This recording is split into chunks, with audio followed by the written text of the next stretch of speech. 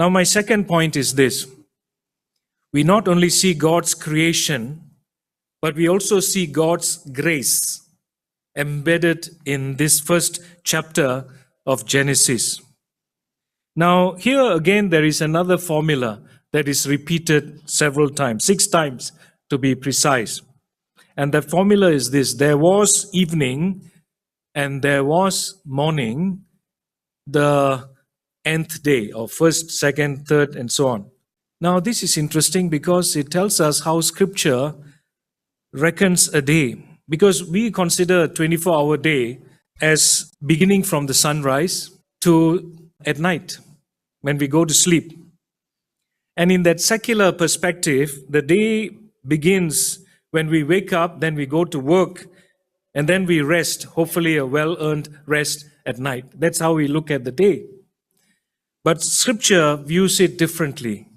The day begins at sunset and lasts until the next sunset. So the Sabbath is to this day kept in the same way.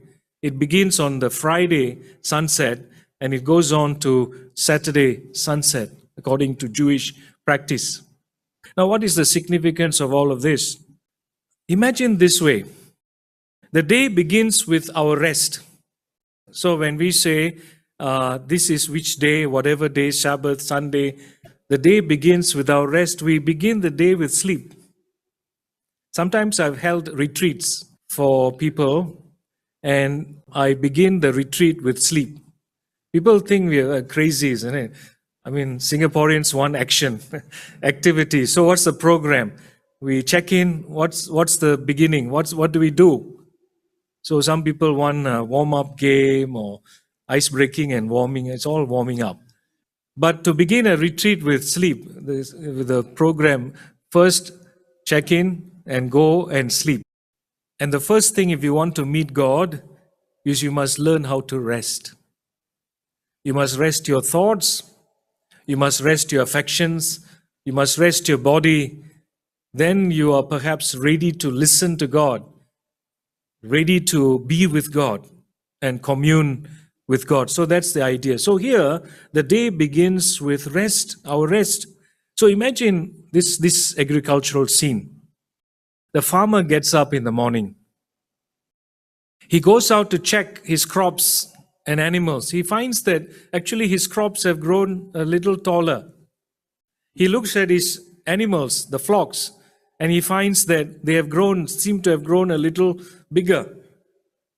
And the point is, the farmer recognizes, while I have been sleeping, God has been quietly at work through the night. And then he says, now I will get to work because God has been working. And God continues to work. We call this reality with a word. It's called grace. Grace. God is at work even before we can work. And we can only work because God has worked and is working. Grace, divine grace. A truth discovered by the reformers such as Martin Luther and John Calvin. They discovered this truth about divine grace. Our salvation depends on God's completed work through Christ on the cross. There's nothing that we can do to save ourselves. And God continues to work by inviting us to be His co-workers, not to save ourselves, but because we have been saved. So He calls us to be co-workers, which is something that we do out of our restfulness and our joy in Him. What a wonderful difference this is. The day begins with rest, and then it goes on to joyful work in cooperation with a God who is at work. And that's why God told Adam and Eve, He invited them to do His work with Him. Co-creation, procreation, whatever it is.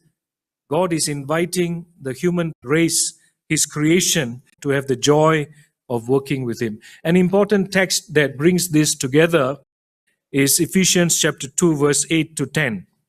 A well-known verse, because there Paul says, it is by grace you have been saved through faith. not from yourselves. It is the gift of God, not by works, so that no one can boast.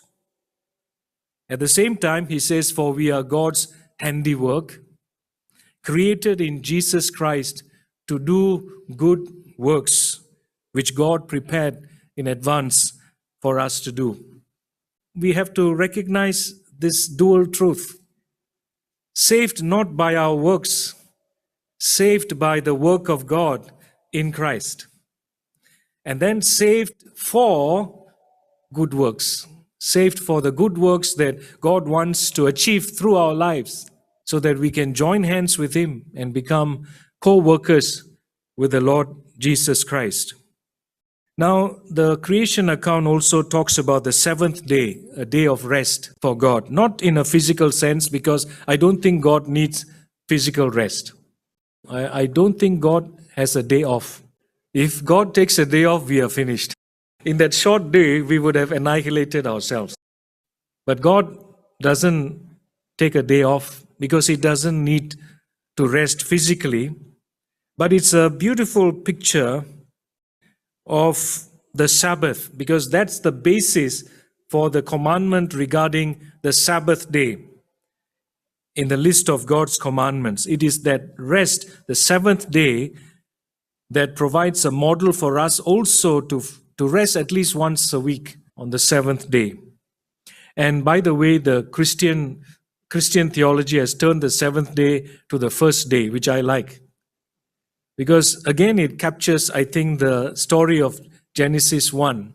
We don't begin with work and then we rest.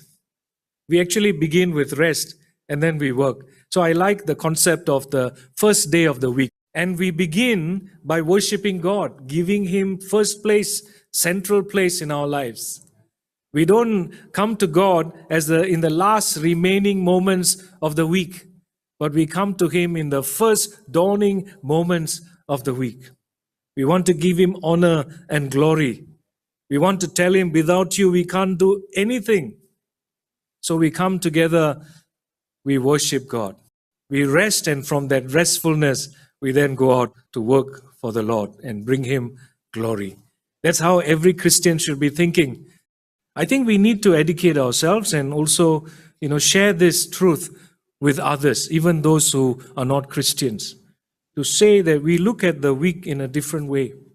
We look at the day in a different way. The Sabbath is also a beautiful picture of the final state of restfulness in God's presence. The writer of Hebrews in chapter 5, verse 9, talks about the Sabbath rest for the people of God. The Sabbath rest for the people of God. We tend to live harassed, helpless lives, and oftentimes like sheep without a shepherd. That's what Jesus saw in the crowds. Matthew chapter 9, verse 36. And He felt so compassionate, He reached out to them and ministered to them, harassed, helpless, like sheep without a shepherd. God created a beautiful world, but then human beings have created a lot of unnecessary mess.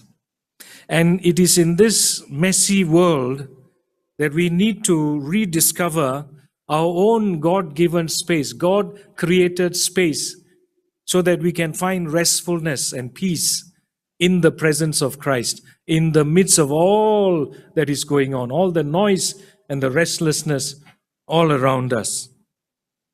So we need to discover God's grace.